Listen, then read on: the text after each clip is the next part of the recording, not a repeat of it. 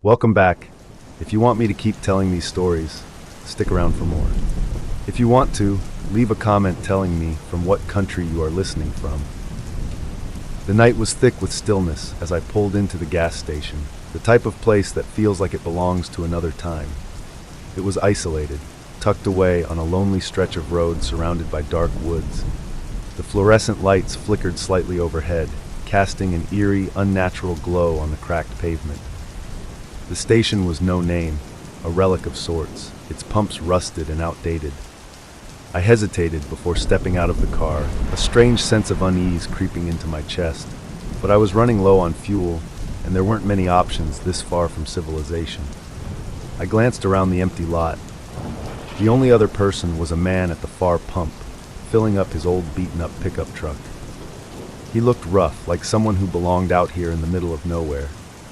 He was staring at me. His gaze was steady, unsettling in its intensity, as if he had been waiting for someone to pull in. I tried to shake it off, telling myself it was just my overactive imagination. It was late, after all, and I was tired. Still, something about him made me feel watched. I kept my head down as I walked toward the shop, the cold night air brushing against my skin. The bell over the door chimed softly as I stepped inside. The place smelled faintly of stale coffee and gasoline. I grabbed a cup of coffee, my hands trembling slightly as I poured it, the feeling of being observed lingering, pressing in on me. I paid in cash, avoiding conversation, and hurried back to my car.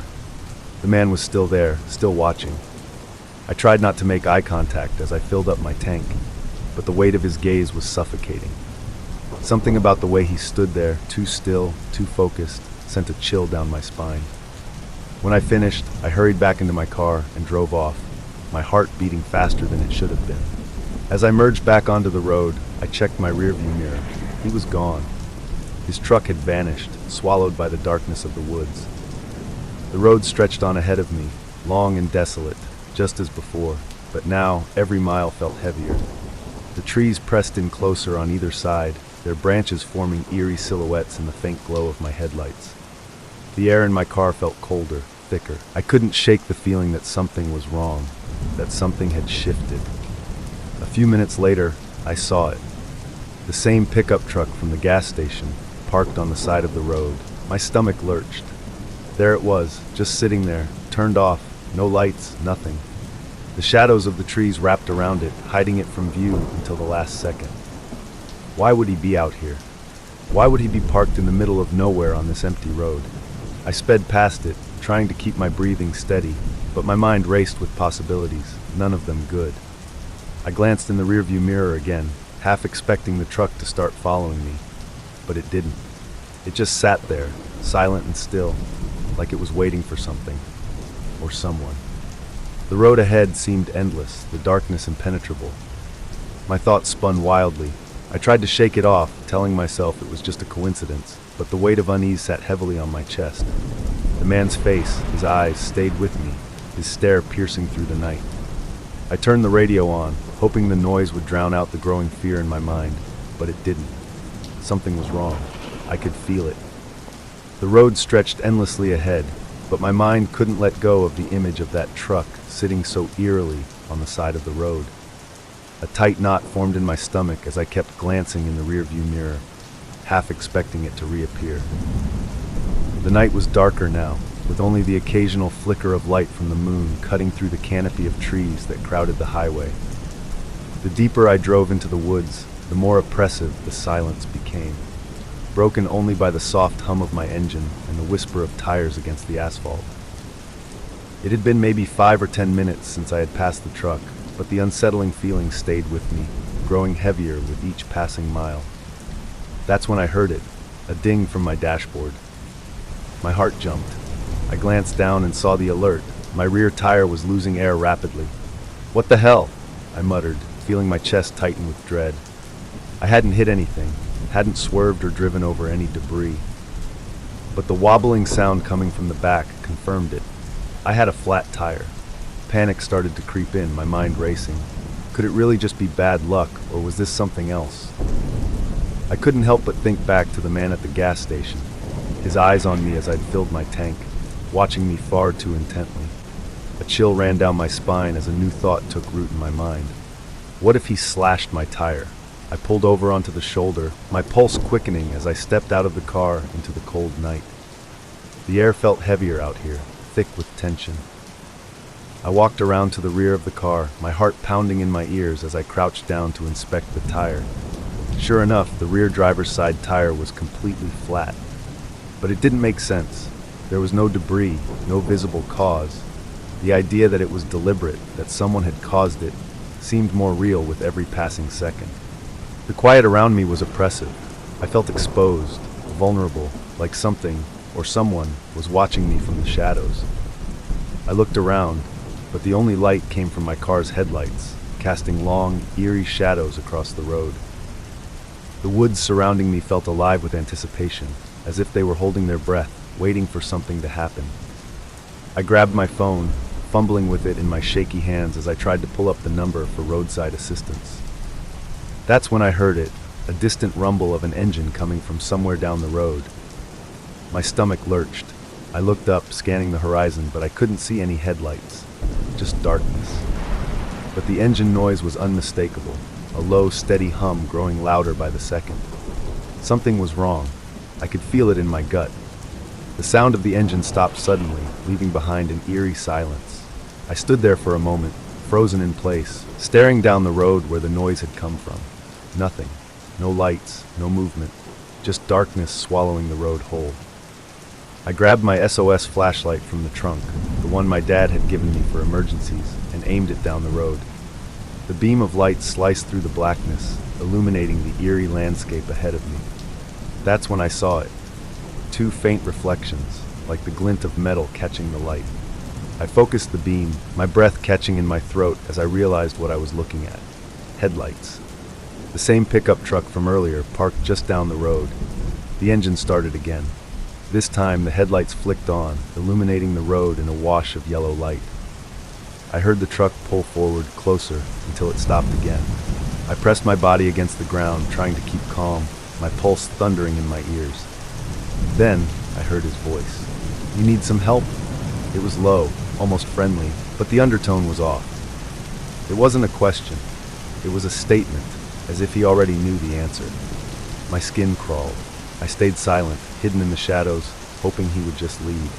But he didn't. There was a long pause, the quiet of the woods pressing in from all sides.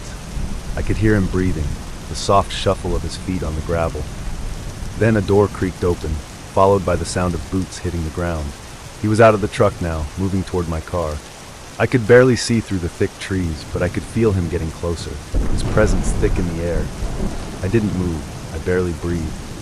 All I could do was wait. I stayed hidden, crouched in the dark underbrush, my heart pounding in my ears as the man stepped out of his truck. The night had never felt so oppressive, the weight of the silence pressing in around me. The only sound was his slow, deliberate footsteps as he approached my car, the gravel crunching under his boots. Every instinct screamed at me to run, but I couldn't move. Fear had rooted me to the spot. His voice broke the quiet again, casual but with an edge that made my skin crawl. "You need some help?" It echoed through the trees, too calm for someone in a deserted stretch of road in the middle of the night. I held my breath, praying he couldn't see me, that he wouldn't look beyond my car and into the woods where I hid.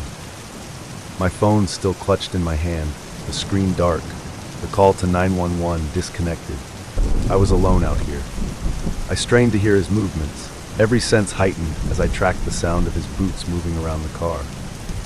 He wasn't in any hurry. He was taking his time, like he was surveying the scene, considering his next move. My hands tightened around the flashlight, but I knew better than to turn it on. Any light would give away my position, and in this dark, isolated place, I didn't stand a chance if he found me. Suddenly, there was another sound, an engine, faint at first, but growing louder. A new wave of fear gripped me. Was this someone else, another person like him? My mind raced with possibilities, none of them good. I peered through the branches, trying to see what was happening.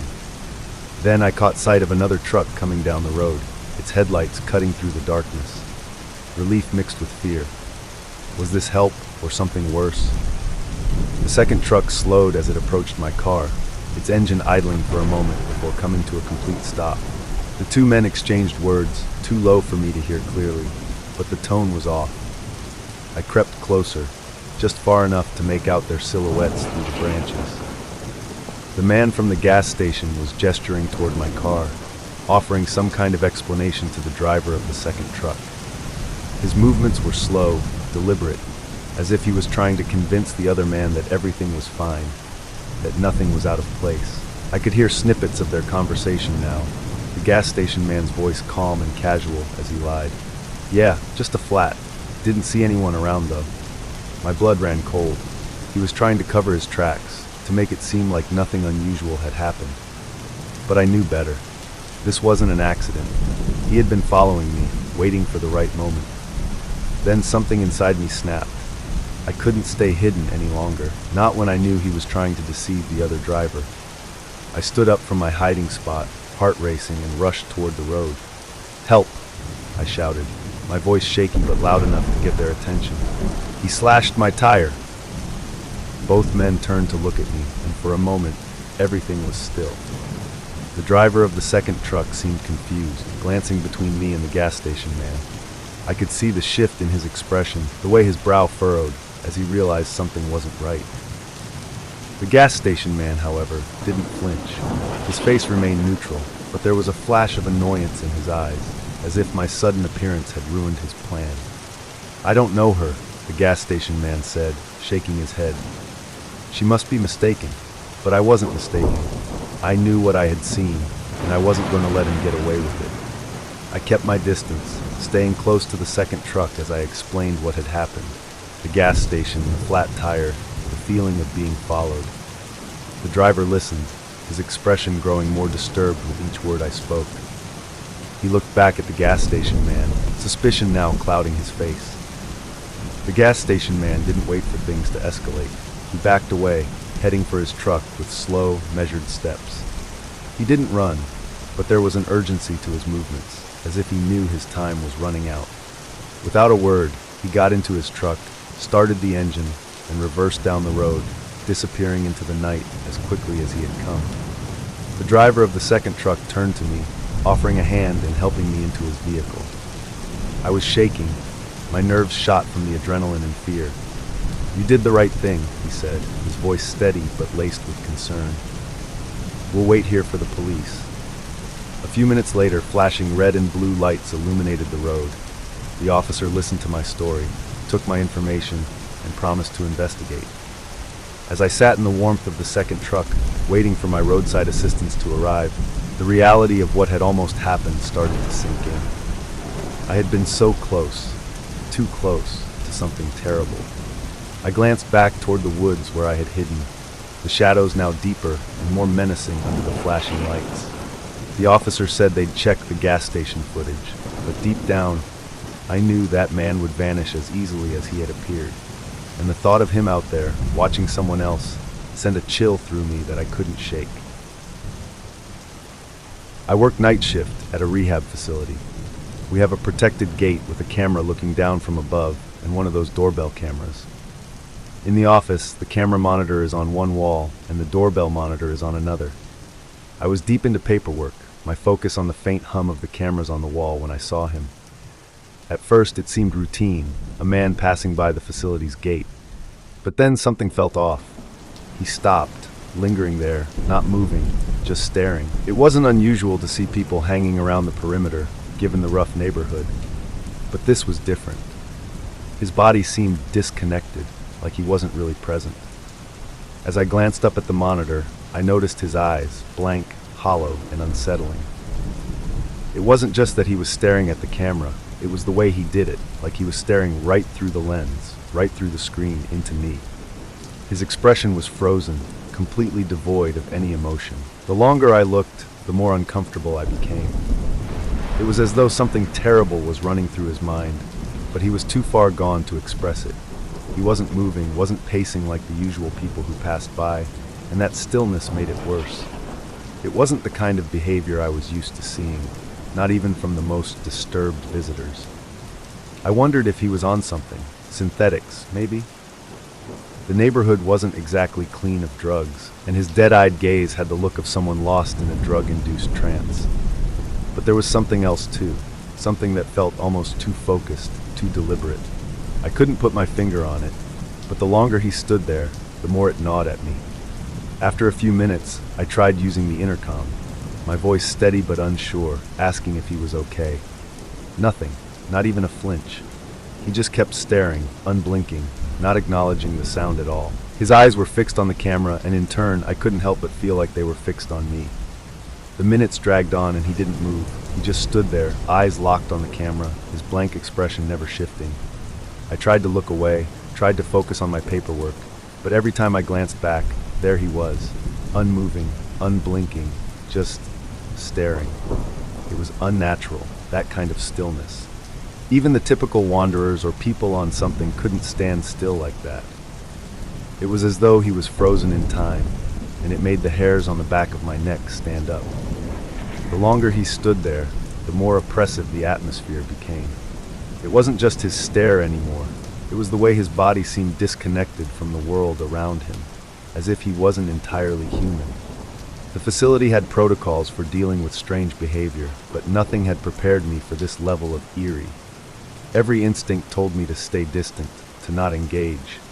I kept telling myself it was the drugs, maybe he was in some kind of trance, but the way he stood so perfectly still for so long, like he was waiting for something, it didn't feel like the normal kind of disturbance we usually dealt with. I glanced at the clock, then back at the monitor. Nearly an hour had passed, and he hadn't moved an inch.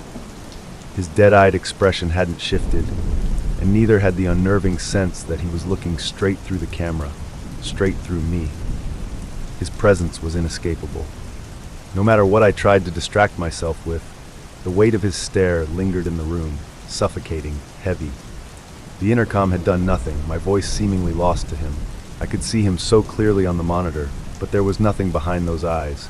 No recognition, no response, just nothing.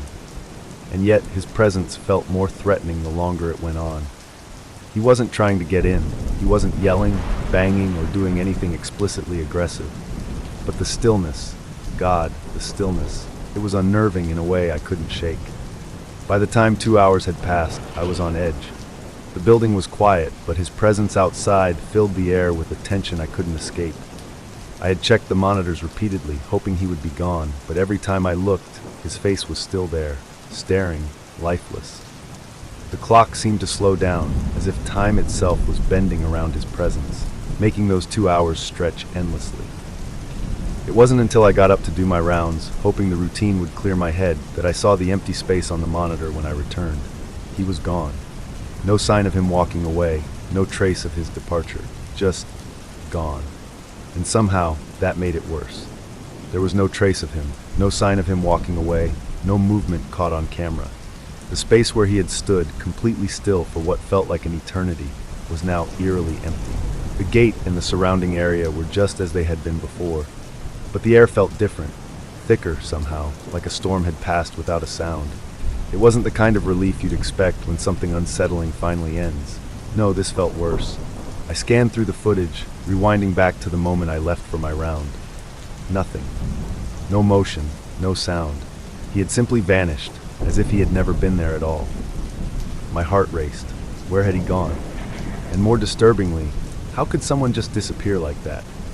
The idea of him slipping away without a trace made my skin crawl. I couldn't help but glance out the window, half expecting to see him lurking in the shadows, watching from a distance. My mind raced with possibilities. Had he been casing the place, waiting for me to drop my guard? Or was this something more sinister, something I couldn't quite put into words? The silence around me felt unnatural, as if the world had shifted slightly and left me behind in a place where things didn't behave as they should. I sat back down at my desk, my hands slightly trembling as I tried to focus on the paperwork I had abandoned earlier. But no matter how hard I tried, I couldn't shake the feeling that he wasn't really gone, that maybe he was still out there, watching from somewhere I couldn't see, waiting for the right moment to return. The monitors showed nothing, just the empty gate and the quiet street beyond it. But the unease didn't leave me. Instead, it settled deeper into my bones, a constant reminder that something had been wrong tonight, something I couldn't explain or forget. Even though he had disappeared, his presence lingered in the air, heavy and oppressive, as though he'd left a piece of himself behind, hanging just out of reach. I tried to tell myself it was over, that the worst had passed, but that empty space on the screen haunted me more than his presence ever did. The night felt heavier than usual as our team began the yearly fall campout, a mix of camaraderie, training, and testing the limits of our endurance in the wilderness. This time, something in the air felt off, though I couldn't quite place it.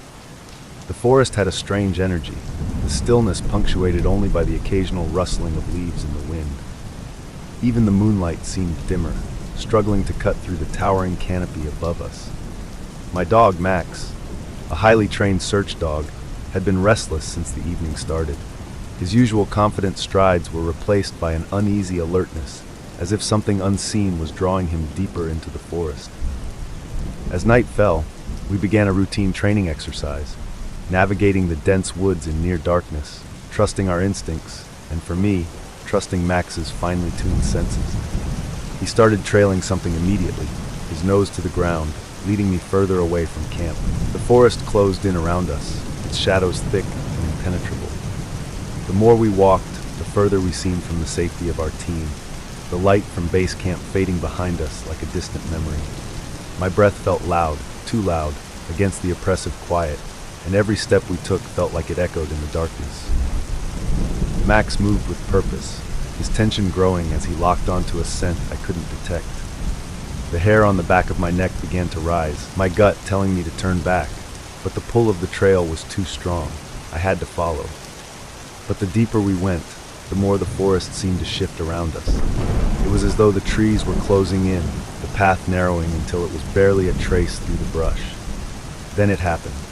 I took one wrong step. The ground beneath me turned from solid to slick in an instant, and I was falling. I tried to grab onto something, anything, to stop my descent, but the wet, moss-covered rocks gave me no purchase. Max barked, his voice distant and frantic, as I slid helplessly down a steep incline. The world spun, my body scraping against the rough earth, sharp rocks catching my sides, and then nothing. A sudden, brutal stop. I had tumbled over a small cliff, landing with a sickening jolt in the rocky bed of a dry creek below. Pain exploded through my chest. I could feel the distinct, sharp agony of broken ribs. My head throbbed, my vision blurred, and for a moment the world tilted in and out of focus. Lying there, gasping for air, I realized the severity of my situation. My ribs felt like they were on fire, every breath coming in shallow, painful bursts. My head was spinning, the unmistakable signs of a concussion creeping in. For a long moment, all I could do was lie still, staring up at the dark canopy, trying to piece together what had just happened. I fumbled for my GPS, my fingers trembling as I pressed the emergency alert button, our signal for when things go wrong. The thought crossed my mind that we use this signal for two reasons, either when we found someone or when we need rescuing ourselves. Tonight, it was me who needed to be found, but something was wrong, terribly wrong. I hadn't heard Max since the fall.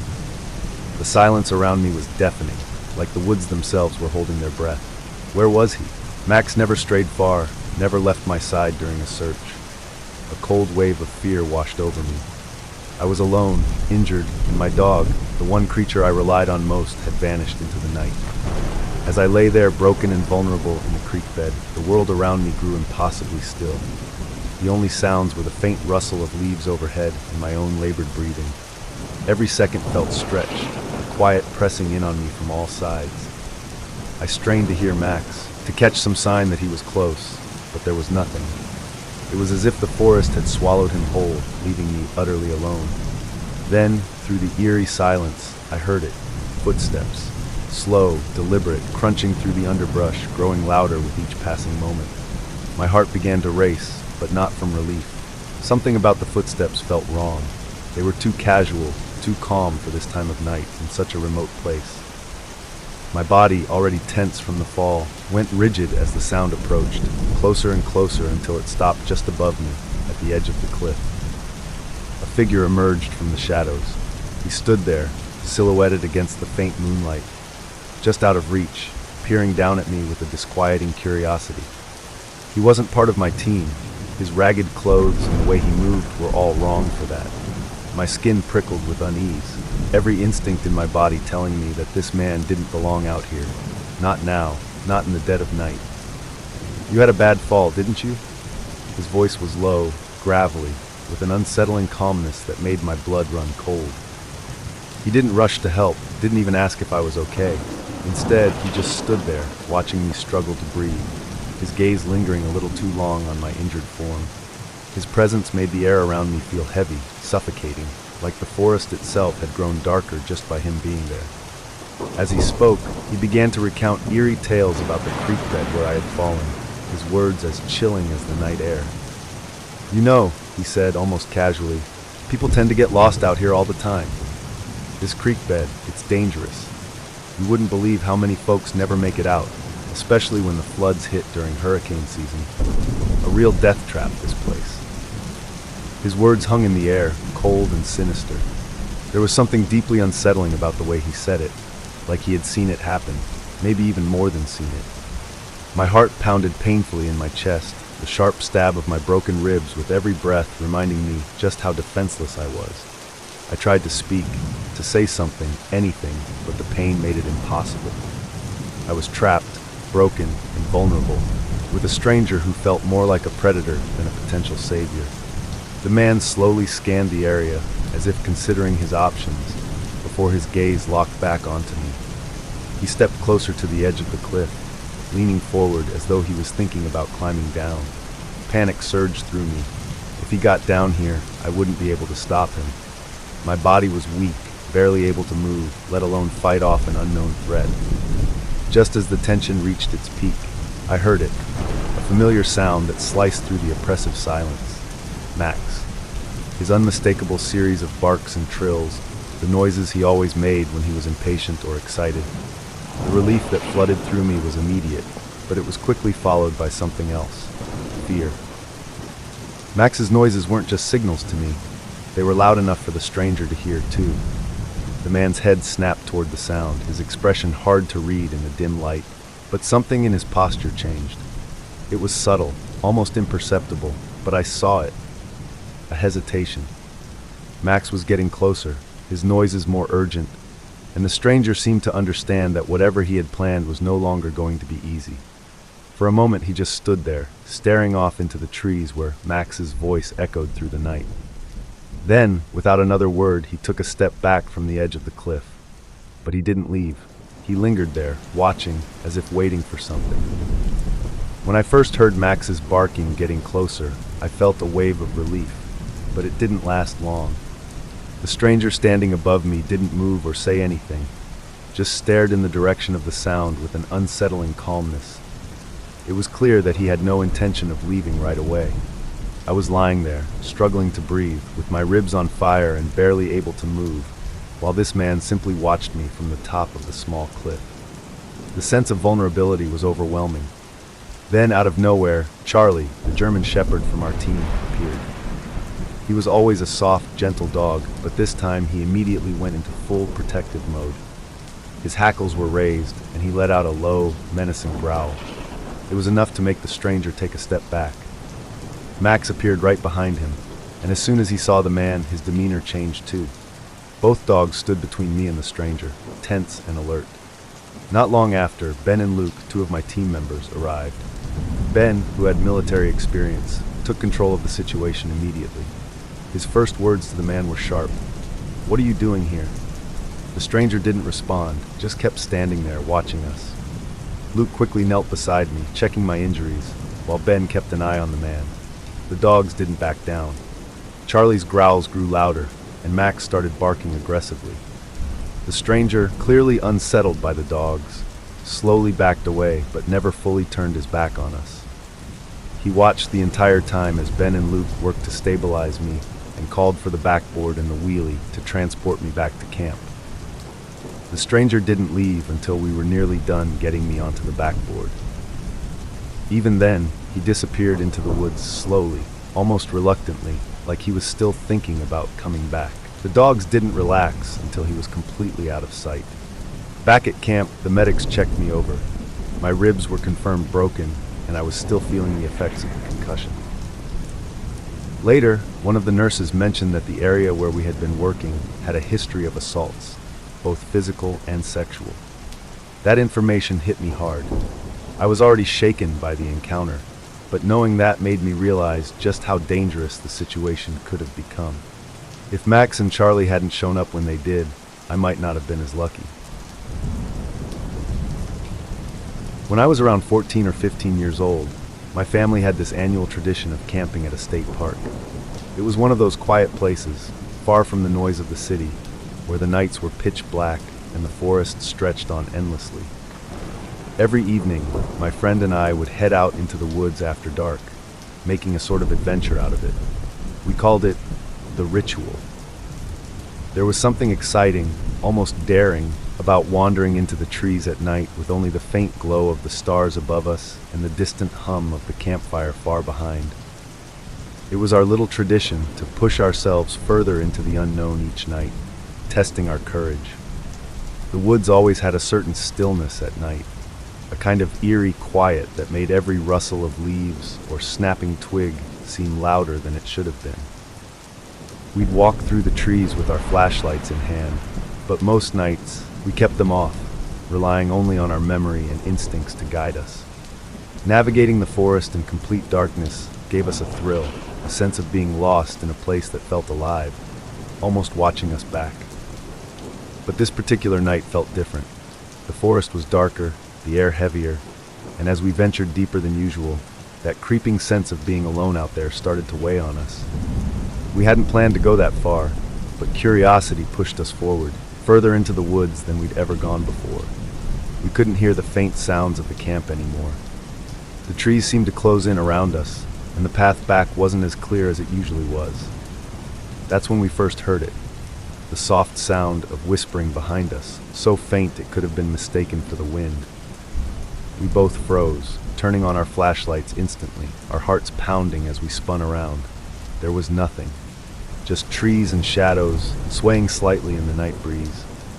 Trying to laugh it off, we convinced ourselves it was nothing. But deep down, we both felt that something was off, like the woods were hiding something just out of sight. After hearing that strange whispering behind us, we both tried to shake it off, but the feeling lingered. There's something unnerving about being in the middle of the woods at night, where every sound feels amplified and the darkness seems endless. We laughed nervously, trying to convince ourselves that it was just the wind or some animal rustling through the brush. But deep down, we weren't so sure. The silence that followed was almost worse than the whispering. It was too quiet. No rustling leaves, no distant calls of wildlife, just an unnatural stillness, like the woods were holding their breath. We continued walking, picking up the pace a little, the weight of our flashlights in our hands suddenly feeling more comforting than before. We kept them on now, sweeping the beams across the trees, looking for anything that might explain the noise. But the forest around us was still and empty, at least from what we could see.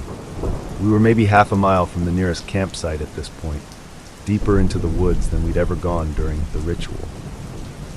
Then, the whispering came again. This time it was clearer, more distinct. It wasn't the wind, and it wasn't an animal. The sound was soft but intentional, like someone was right behind us, whispering words we couldn't quite make out. We froze, the beam of my flashlight shaking slightly as I tried to find the source. I looked at my friend, and his face mirrored the same fear that was twisting in my gut. This wasn't in our heads. There was something, or someone, out here with us. We stood there for what felt like an eternity, straining to hear, to see something in the trees. My heart was racing, and the sense of being watched became almost overwhelming. There was a primal instinct kicking in, telling us that we shouldn't be here, that we needed to go back.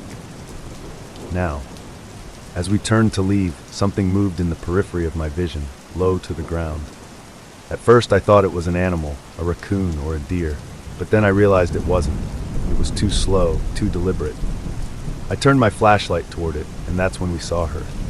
A woman, crawling on the ground, her clothes dark and covered in dirt, whispering incomprehensible words to herself.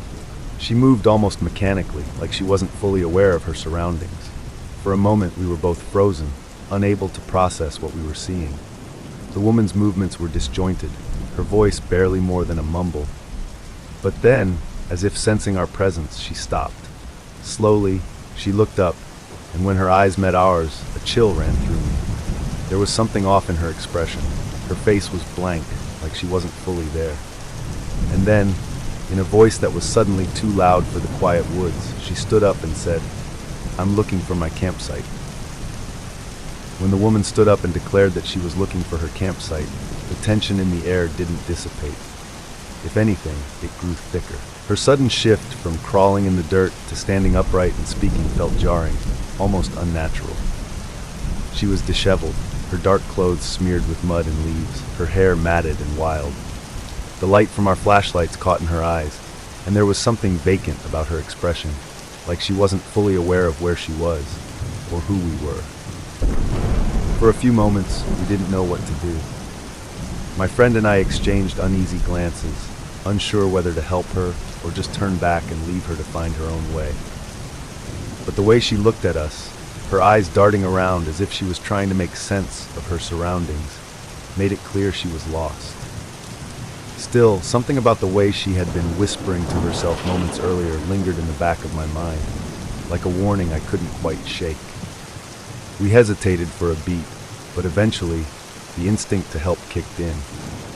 "Do you need help finding your campsite?" I asked, trying to keep my voice steady, but I could hear the unease in my own words. She nodded slowly, as if she had only just realized she was lost. Her movements were sluggish, almost as though she was trying to move through water. We motioned for her to follow us, and she fell into step behind us, her pace unsteady. As we walked back toward the main campground, the silence felt oppressive.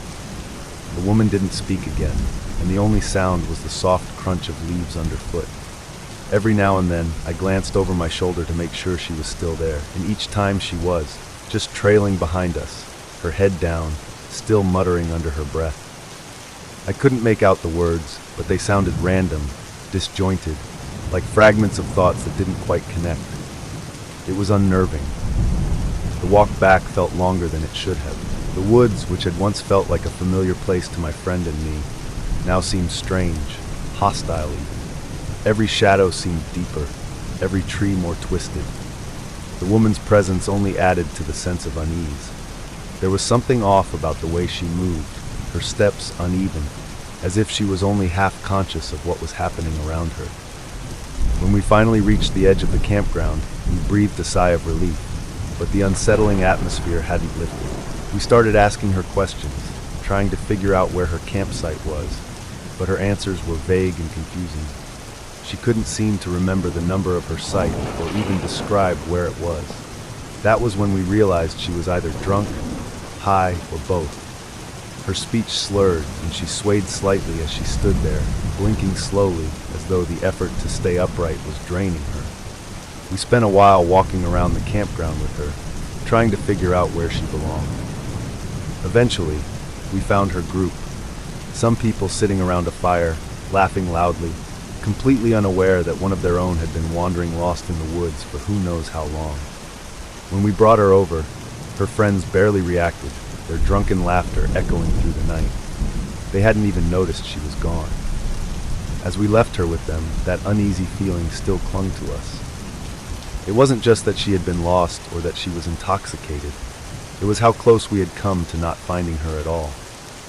If we hadn't decided to push deeper into the woods that night, she might have stayed out there, crawling through the dark, whispering to herself, lost and alone until morning or worse. Living in that remote cabin, in a town so small it barely existed on maps, I enjoyed the solitude at first. There were maybe 200 people spread across the area, and the isolation felt freeing. My cabin was nestled in the woods, though still close to the highway, so while I was somewhat cut off from others, it didn't feel unsafe, at least not in the beginning. I had my dog for company, and my days were mostly spent working on my laptop, enjoying the quiet that the deep woods offered. It was the kind of place where you could go for days without seeing another soul, until that one strange encounter changed everything. One afternoon, I was out walking my dog when a truck I didn't recognize pulled up nearby. Given how small the town was, it was unusual to see anyone I didn't know, especially since I hadn't really gotten to know any of my so-called neighbors. The guy who stepped out of the truck was tall, scruffy, with an odd demeanor that instantly put me on edge. He waved me over, claiming to be my neighbor. But when I say neighbor, I mean he lived far enough away that I had never seen him before, probably half a kilometer, hidden by the dense woods between our homes. As I approached, something about him felt off. His eyes darted around, his movements seemed slightly agitated, and he jumped right into asking if I had heard gunshots the day before. I had, but in a rural, hunting-heavy area, hearing gunshots wasn't exactly strange. I mentioned that I had heard them, and he quickly explained that his neighbor, someone else I didn't know, had been taking pot shots at his house over a land dispute. No request for help, no details, just a vague statement that sounded rehearsed, like he was trying to see how much I knew. I found it odd that he didn't ask me to be a witness or confirm anything for him. Instead, he seemed more interested in whether I had simply heard the shots. The whole thing felt like a thinly veiled test, a way for him to gauge if I was paying attention or knew more than I let on. I answered him briefly, hoping to end the conversation quickly, but he lingered, watching my dog as she dug around near a tree, completely unaware of the strange tension in the air. That's when things took a turn. Without asking, the man walked over to my dog and started talking to her, telling her to stop digging. His tone was authoritative, like he had some right to give orders, which immediately rubbed me the wrong way. Then, in a bizarre move, he crouched down and tried to call her over. I watched, stunned, as he grabbed her and attempted some sort of dominance display, flipping her onto her back, pinning her down like he was following some twisted version of the Caesar Milan method of dog training. My dog started yelping, clearly distressed, and I stepped in, telling him to stop. The situation was already weird, but what he did next set off every alarm bell in my head. He stood up, still holding on to my dog, and asked casually if I had any guns in the house. The question hit me like a punch to the gut. Why would he need to know that? I lied, telling him no, though I instantly regretted giving him any information at all. His face didn't change much. He didn't react like he'd heard something unexpected. But I could feel the shift in his interest, like he now knew something about me that made me vulnerable. Then, almost as if it were an afterthought, he asked if I could come over to mow his lawn sometime. But it was the way he said it that sent a chill down my spine. He didn't just ask me to bring myself, he was insistent that I bring my dog. His exact words were, "Please ensure you bring her." The way he spoke, so calm, yet unnervingly specific, made my skin crawl. It wasn't a casual request. It felt like a command, one that seemed to hold a darker intention behind it. I couldn't pinpoint why, but everything about his mannerisms, his fixation on my dog, and the way he casually inquired about my defenses made the entire interaction feel dangerously wrong. He left soon after, but as I watched his truck disappear down the dirt road, the sense of dread began to sink in. I had just told this man I didn't have a gun in the house, and I had no way of knowing whether his story about the gunshots was true, or if it was something much worse. After the encounter with the man, the eerie feeling didn't leave. In fact, it only deepened as the hours passed. I couldn't shake the sense that I had somehow exposed myself, given him too much information. I had told him I had no guns, no real means of protecting myself, and now he knew that. I tried to brush it off as paranoia, but something about the interaction had planted a seed of doubt that kept growing. The way he had focused on my dog, the strange insistence that I bring her to his place, the way he casually talked about the gunshots, none of it felt right. As the days went on, the unsettling thoughts crept further into my mind. What if it wasn't his neighbor who had fired those shots? What if the man himself had shot someone, and he was trying to figure out who in the area might have heard or seen something? The more I replayed our conversation, the more suspicious it seemed. He hadn't given me any real details about the supposed dispute. It had been vague, like he didn't want to say too much, just enough to see how I would react. I found out more about him later from some of the locals in the small town when I went into the tiny store nearby. Apparently, this guy had a reputation. He was known as an alcoholic, someone who had lost everything: his wife, his job, his house, everything. People described him as dangerous, a man with nothing left to lose. The store owners even warned me to stay away from him, saying he wasn't in a good mental state and had been acting more erratic recently. That warning sent a chill through me. I had already felt on edge about the encounter, but now it was clear that this wasn't just some oddball neighbor. This was someone who could be genuinely dangerous. The real fear started to set in when he began showing up more frequently. He would stop by the cabin unexpectedly, unannounced, asking why I hadn't come over to mow his lawn or why I hadn't brought my dog. Each time, his insistence grew, his tone becoming more agitated. At first, I tried to be polite, but as his persistence increased, I began making excuses to avoid him. I stopped walking my dog near the highway, choosing instead to keep her closer to the cabin, hoping to avoid any further encounters. But avoiding him didn't stop the growing sense of dread. My cabin, once a peaceful retreat, started to feel like a trap. It was isolated, surrounded by thick woods, and there was no one nearby who would hear if something happened. The man knew exactly where I lived, and now he knew I was unarmed. I kept replaying his questions in my head. Why did he want to know if I had a gun? Why was he so insistent that I bring my dog over? The more I thought about it, the more the pieces didn't add up. Nights became the worst part. My cabin, small and quiet, had windows in every room except the bathroom. It was nearly impossible to feel safe when it was so easy to imagine someone sneaking through the woods, watching from the trees. The silence at night, which once felt peaceful, now felt oppressive. Every little sound seemed amplified: the creak of the trees in the wind, the rustle of leaves, the occasional animal scurrying through the brush. But every time I heard something, my heart would pound, as if expecting something far worse. The man didn't just drop by anymore. He started calling and texting, asking why I hadn't come to his place, insisting that I bring my dog over to his house. The texts were strange, almost robotic in tone, but with an underlying menace. He wouldn't take no for an answer, and his persistence made me feel more trapped than ever. The cabin, which had once felt like a place of solitude and safety, now felt like a ticking time bomb. Every night I stayed awake for hours, straining to hear any movement outside, wondering if he was out there, watching, waiting for the right moment. The worst part was knowing I had told him I was defenseless. No guns, no neighbors nearby, just me, my dog, a can of bear spray, and a knife. Every night as I lay there, my mind would spiral into worst-case scenarios. What if he decided to come back, not just to ask why I hadn't visited, but for something worse?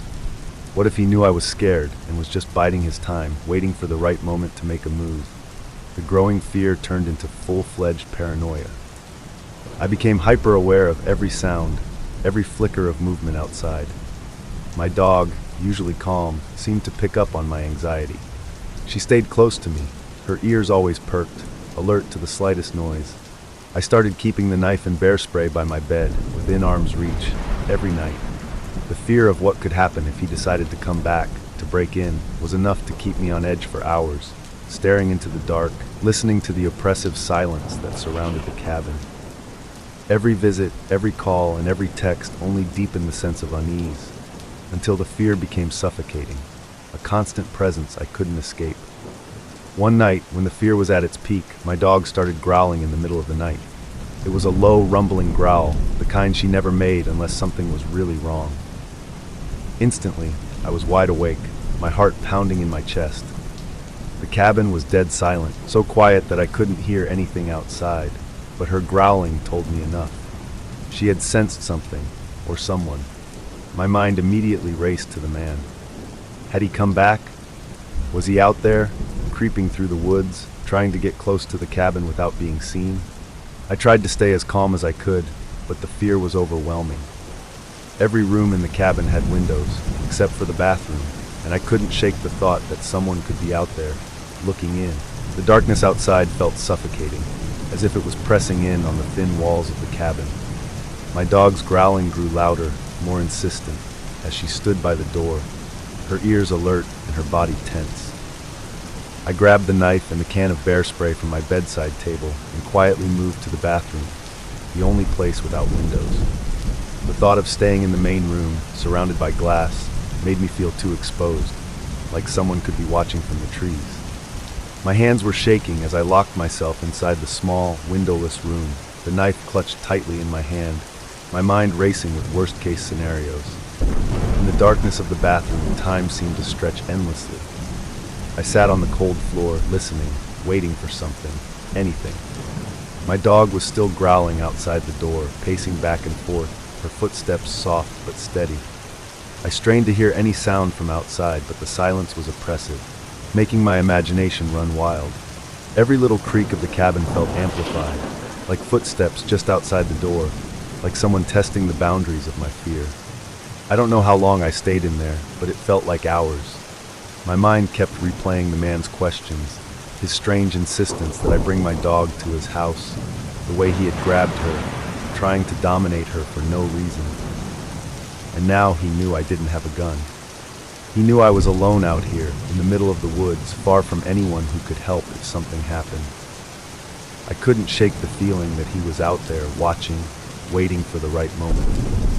At some point, I must have fallen asleep out of sheer exhaustion, still clutching the knife.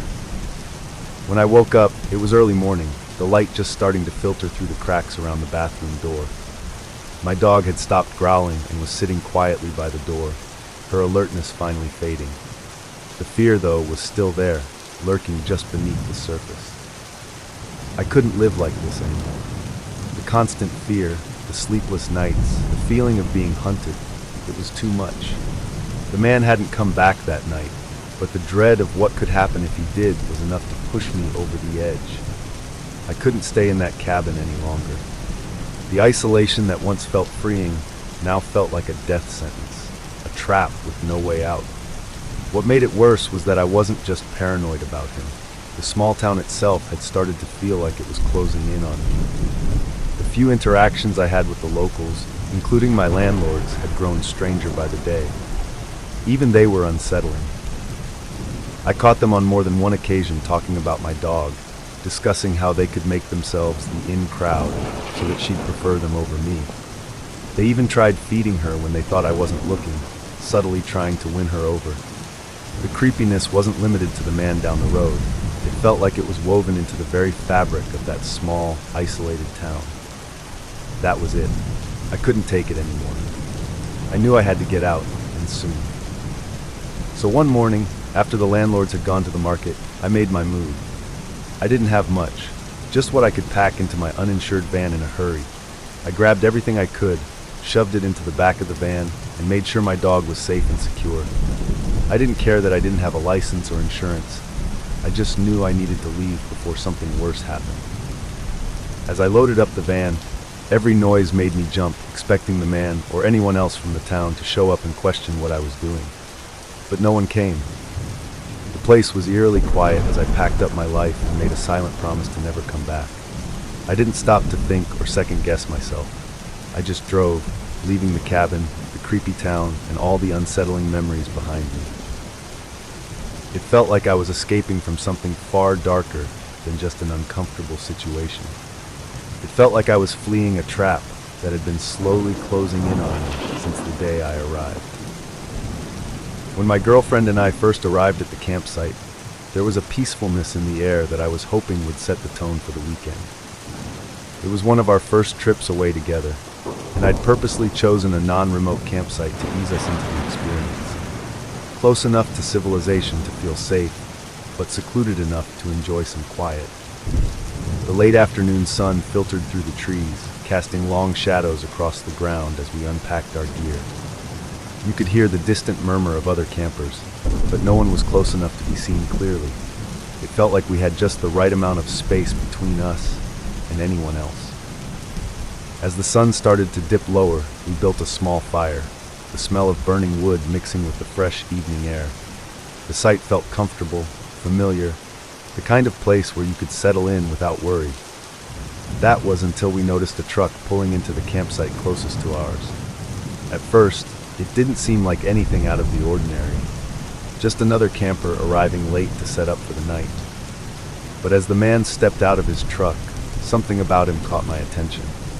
He seemed hesitant, unsure, as he moved around to set up his tent. He was alone, which wasn't that strange in itself, but the way he went about his routine was off, like he was doing everything on autopilot, his movements mechanical and slow. As we watched him out of the corner of our eyes, he eventually wandered over, his hands awkwardly tucked into his pockets, and asked if he could borrow a hammer for his tent stakes. I didn't think much of it at the time, and handed him my hatchet, which had a blunt side he could use instead.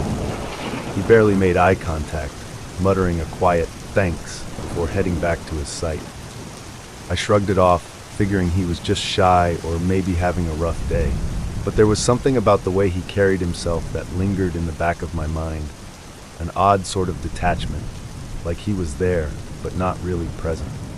A few minutes later, he returned, offering back the hatchet and thanking us again. It was then that I noticed how reserved he was, almost withdrawn, like he wasn't quite comfortable in his own skin. My girlfriend and I were in a relaxed, conversational mood, so we invited him to stay for a drink, thinking maybe he was just lonely and needed some company. He accepted, but still seemed oddly distant, even as he sat down by the fire with us. He barely contributed to the conversation, his eyes mostly focused on the flames, and whenever he did speak, his responses were brief, almost rehearsed. The night around us was growing darker, the sounds of the forest fading into a deep quiet. We tried to make small talk, but every attempt to engage him seemed to fall flat. There was an awkwardness that filled the space between us, and though he wasn't doing anything that should have alarmed us, there was an undercurrent of unease. It wasn't just his quiet demeanor, it was the way he seemed content to just watch us, listening more than speaking, as if he was studying us. The firelight cast strange shadows across his face, and the silence that followed each of his short responses stretched on just a bit too long. I couldn't put my finger on it, but something about him didn't sit right. It was subtle, but it was enough to make me feel like we were no longer alone in the way I'd anticipated. The peacefulness of the evening was slowly slipping away, replaced by a creeping sense that this trip might not be as relaxing as I'd hoped. As the fire crackled softly in front of us, I kept stealing glances at the stranger. He sat there, sipping his drink, but his quiet presence felt heavier than it should have. My girlfriend had already gone to bed, leaving me alone with him. I had hoped he would take the hint when she left and head back to his own campsite, but he just sat there, staring into the fire, saying little. It wasn't that he was rude or menacing, just unsettling.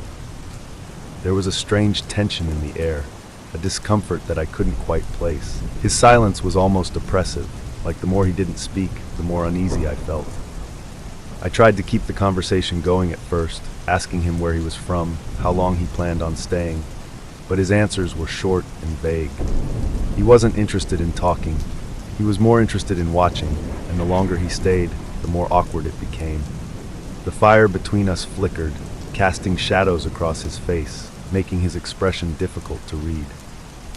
He wasn't looking at me directly, but I could feel his eyes moving in my direction every so often, like he was studying me from the corner of his gaze. After a while, I started to feel the weight of the evening. I stretched, gave a big yawn, and made the usual, I think I'm calling it a night signals, hoping he'd pick up on them. But he didn't. He just kept sitting there, quietly sipping his drink and staring into the fire as though nothing had changed. My unease was growing now, not because of anything he'd said or done, but because of everything he wasn't doing. Most people would have at least made some effort to match the energy of the conversation, to engage, or to take the hint and leave when it was clear the evening was winding down. But not him. He was content with the silence, and that made the quiet between us feel wrong. Eventually, I just stood up and said I was heading to bed. He finally responded, but it was almost robotic. "Good night," he said with the same blank, detached tone he'd been using all night. He got up and walked back to his campsite, disappearing into the dark beyond the firelight. I watched him go, feeling a mix of relief and continued discomfort. But it didn't end there. As soon as he reached his truck, I heard the engine roar to life. At first, I thought maybe he'd forgotten something and was just starting it up for a quick trip, but then the engine stayed on. Minutes passed, then an hour, and still, The truck idled in the background. He hadn't lit a fire at his campsite, hadn't made any noise, just the low hum of his truck running in the distance. There was something incredibly strange about it. The night wasn't cold, and he didn't seem to have any reason to keep his truck running. The whole thing made my skin crawl. I lay in the tent, trying to ignore it, but the steady drone of the engine was impossible to block out. It filled the silence of the campsite, a constant reminder that he was still out there, sitting in his truck for reasons I couldn't understand. My mind raced with questions. Why wasn't he in his tent? Why did he need to sit in his truck for so long? The thought of him just sitting there in the dark, engine running, made it hard to relax. Even when I tried to drift off to sleep, I kept waking up, hearing the soft rumble of his truck through the quiet night. At one point, I got up to use the bathroom. The pre-dawn hours cast a strange glow over the campsite, and sure enough, his truck was still there, still running. I couldn't see him, but I knew he was inside, sitting in the driver's seat, just waiting for something, or for nothing at all. The longer it went on, the stranger it became. I crawled back into the tent, but the unease clung to me, making it hard to sleep. Something about the whole situation just didn't feel right, and I couldn't shake the feeling that his presence was more than just odd. It was unsettling in a way I hadn't anticipated. The next time I woke up, the sun was just beginning to rise, casting soft light across the campsite. For a moment, the familiar sounds of the early morning, the birds waking up, the rustling of leaves in the breeze, brought me a sense of normalcy. But as I stirred and crawled out of the tent, that unsettling feeling quickly returned. His truck was gone. It had been running for hours during the night, and now it had simply vanished without a sound. His tent was still pitched, untouched, standing there as if waiting for its owner to return, but he and his truck were nowhere to be seen. I looked over at my girlfriend, still asleep in the tent, and tried to piece together what had happened during the night. The strangeness of him sitting in his truck, idling for hours, combined with his sudden disappearance at some point during the early morning, left me with an uneasy pit in my stomach. It didn't add up. Why leave his tent behind? Why had he stayed in his truck all night, only to disappear without a trace before dawn? I started moving around the campsite, hoping to shake off the eerie feeling, but then I noticed something that made my blood run cold. Our car door was wide open. The passenger door, which had been locked the night before, was now hanging ajar, as if someone had opened it in the middle of the night and left it that way. I felt a chill run down my spine. My heart raced as I looked inside, expecting to see something missing or disturbed, but there was nothing. Everything was exactly as we had left it. No valuables had been taken, no signs of rummaging, nothing out of place. It was as if whoever had opened the door wasn't interested in stealing anything. They had just opened it. The fact that nothing was missing only made the situation creepier. If it had been an attempted theft, at least there would have been a logical explanation. But this felt like something else. Someone had opened our car door in the dead of night, but why? The door wasn't near his campsite, and there had been no food or valuables inside to attract attention. The thought that someone, likely the man from the night before, had been walking around our campsite while we slept, opening our car door for no clear reason, sent a fresh wave of unease through me. I replayed the events of the night in my head, the quiet conversations by the fire, the strange silence, the idling truck, and now this unexplained open door. It all felt like pieces of a puzzle that didn't quite fit together, yet the bigger picture was deeply unsettling. Why had he stayed up all night in his truck? Why had he left so suddenly, leaving behind his tent? And why was our car door open? I couldn't shake the feeling that something had been off from the moment he arrived at the campsite. As my girlfriend woke up and I filled her in on the open car door, she was just as unsettled as I was. We both agreed that the whole situation had been strange, but now it felt outright eerie. The fact that we hadn't heard anything during the night, that he had simply vanished without explanation, only deepened the discomfort. We packed up our things quickly, eager to leave the campsite behind. The peace and relaxation we had hoped for had been completely overshadowed by this strange, inexplicable encounter.